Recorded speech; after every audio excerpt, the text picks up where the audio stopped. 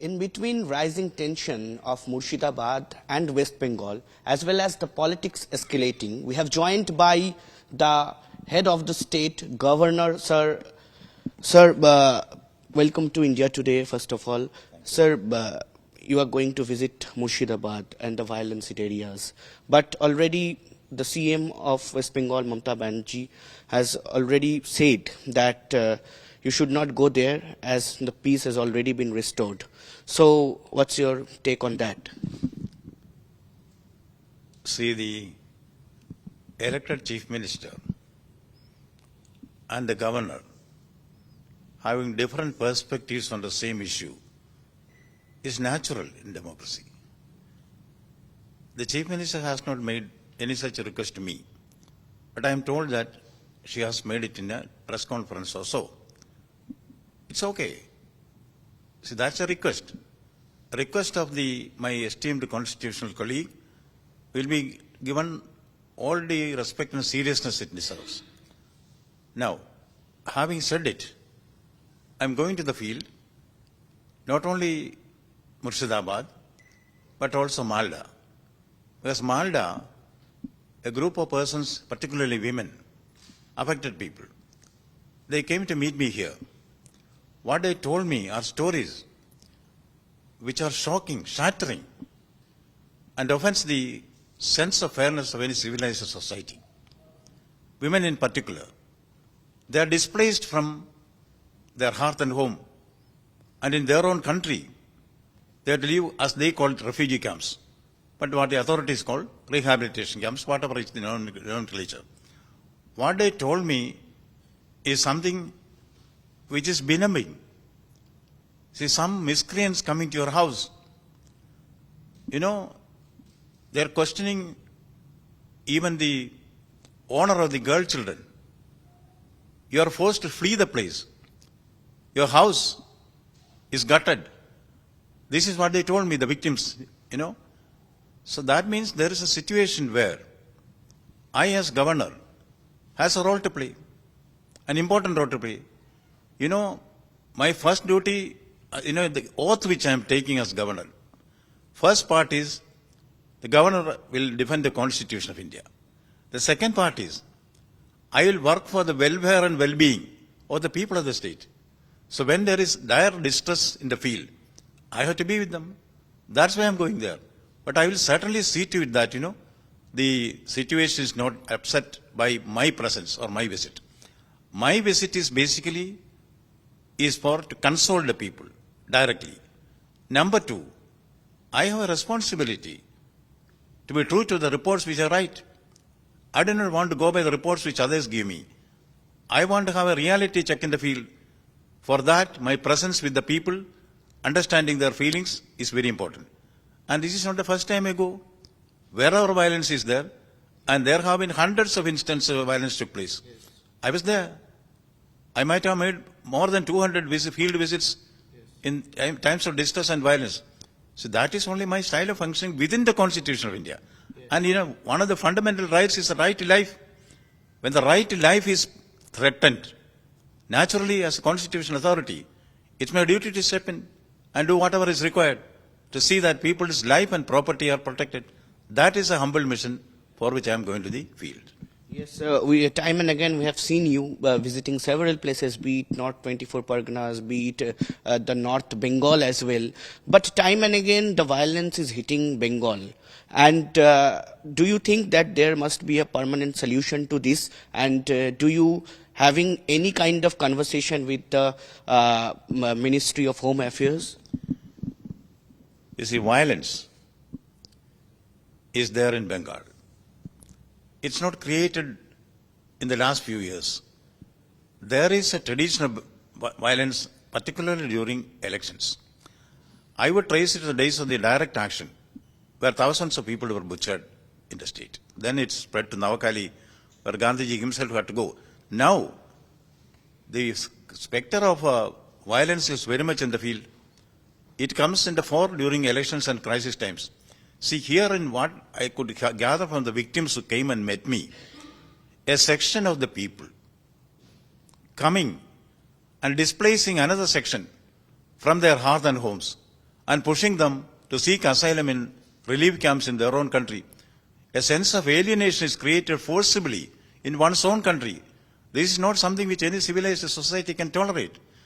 You know, two things which I consider as cancerous growth in the body politic of Bengal is violence and corruption. Violence and corruption. These are twins. There is rampant incidence of violence and corruption in Bengal. Naturally, we have to stem the tide. We have to nip it in the bud. It's not too late. All stakeholders, the central government, the state government, the political parties, both the ruling party and the opposition, the silent majority of the media, civil society, all have to come together in this fight against violence and communal violence. You know, violence is a weapon of the impatient and the incompetent. Whatever be the justification, whether it is religion or doctrine or whatever is the justification, no civilized society can tolerate violence as a means to settle disputes. Force is no arbiter. So we have to see the primordial question to find out permanent answers. You know, there, as a poet would say, best lack conviction, the worst are full of passionate intensity. That has to go. That will go. That calls for concerted effort by all stakeholders. As governor, that's what I'm trying to make out in my own humble way.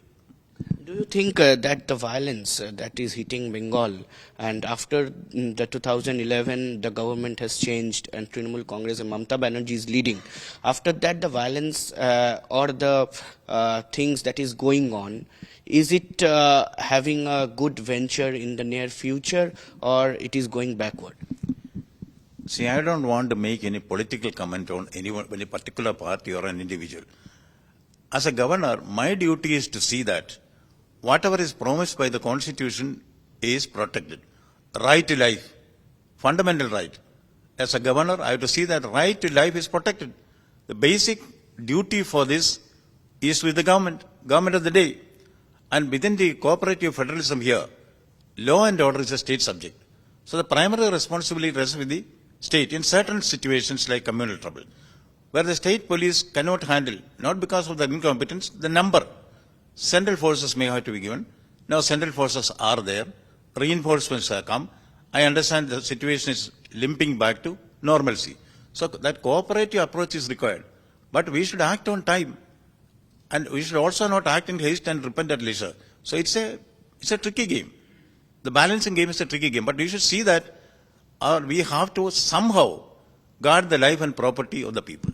That is the primary responsibility of any government. We have seen the role of BSF as well as the central forces. But right now, as the Trinamool Congress as well as Mamata Banerjee, who is the CM of state, is blaming BSF and saying that the outsiders has came either from the Bangladesh or from the different states of India and caused this violence in Murshidabad. See, politically charged statements, I don't want to respond to that. But in my assessment, in this particular case, after the central forces came, now strict action is there, of course, with the state police also. Now normalcy has been established. It shows the effectiveness of the central forces when there is coordinated action in the field. And you know, under the Constitution of India, central forces, when they come to a state, they also work within the state, under the jurisdiction of the state police. It's cooperative structure. And that has really yielded result in this particular communal clash which has taken place in Murshidabad. Do you think this is an intelligence failure for the West Bengal police? Has police already set up the seat for 11-member seat and they are investigating the matter? But there must be an intelligence that this violence could happen. And as the walk of protest is going on in West Bengal as well as in India, we have not seen much violence like Bengal, what has happened in Bengal from the last few days. See, what is happening here has to be viewed from various angles. The political angle, I am not interested. See, in any situation like this, you know, there are 4 stages in maintenance of law and order or law and order administration. Intelligence, preparation for action, action, mopping up. Intelligence means before it happens, we should have information about us, what is going to happen. That anticipation comes through many sources, particularly the intelligence agencies of the state and central government, and also from other sources. Then preparation for action. We should be prepared. Adequate police force and whatever exigencies happen, you should be prepared. Second, third is action when actually it happens. Fourth is winding up. Those who are displaced has to be rehabilitated. All these stages are important in the maintenance of law and order. Wherever there is a failure in any stage, it has to be looked into and remedial action has to be taken. In Bengal, I see, maybe in some other states also, I don't blame Bengal, but in Bengal in particular, I see there is a failure on all these 4 stages. And this cannot be allowed to continue. Because the primary responsibility of the elected government is to see that the life and property of the citizens are protected.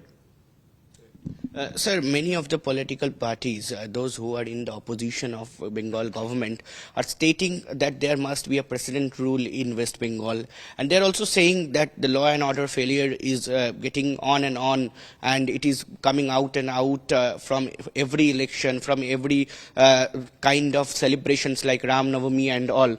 So, do you think what is the permanent solution to this? Do you think is it a presidential rule or is any suggestion to the government of West Bengal?